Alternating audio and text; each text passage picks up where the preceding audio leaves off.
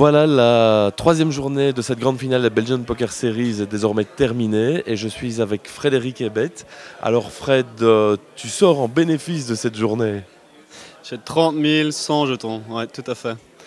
Mieux que ce matin, quoi. Une petite amélioration de 100 jetons. Non, j'ai bien terminé la journée, j'étais tombé bas et j'ai redoublé à une demi-heure de la fin. Donc on a un tapis, disons, jouable encore pour jeudi, quoi. Je suis monté assez calmement jusqu'à 45 000 sans avoir trop de soucis. Et puis après, j'ai commencé à faire du yo-yo. Et puis un gros coup, un flip où je comprends pas, le gars me paye avec paire de 5 pour son tapis et il gagne le coup contre mon as-roi. Je suis redescendu à 25 000 et puis ça a été dur, plus de cartes, tout ça, enfin, jusqu'à ce que j'ai une paire de rois à la fin, là, que j'ai bien utilisé, j'ai doublé. Donc, Je suis passé quelques fois à côté de ta table et j'ai vu que tu trash talkais beaucoup. Je parle beaucoup aux tables où j'ai l'impression que ça me donne un avantage. Ouais. Là, j'avais une table avec aucun joueur vraiment très fort, des joueurs assez solides, mais rien de fou. Et moi, j'aime bien un petit peu sentir l'ambiance avec la parole.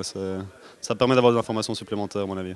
Des informations et alors aussi mettre de l'intoxication. Oui, parfois on a envie de se faire payer son tapis, parfois pas. On essaie d'un petit peu jouer avec le psychologique de l'adversaire. Mais en général, je crois que j'arrive de temps en temps à mes fins avec ça, donc ça vaut la peine.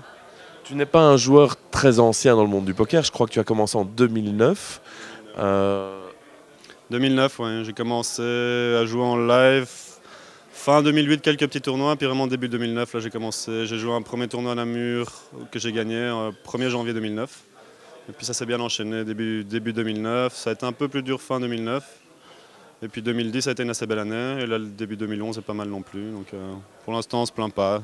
Tu viens de jouer, je pense, il y a 2-3 semaines de là, ton deuxième EPT et tu as fait un beau résultat.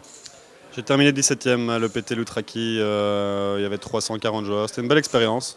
Le niveau était un peu plus bas que ce qu'on pouvait escompter pour un EPT parce qu'il y avait beaucoup de Grecs, mais c'est une très bonne expérience. Bon, un peu déçu à la fin parce que j'ai jamais eu vraiment de problème, j'ai tout le temps monté mes jetons chaque jour et puis le D4 ça a été un peu dur, pas trop de cartes, des spots difficiles, beaucoup de bons joueurs à mes tables, donc mais bon, ce sera pour une prochaine fois. C'est plus difficile un EPT ou alors le championnat de Belgique?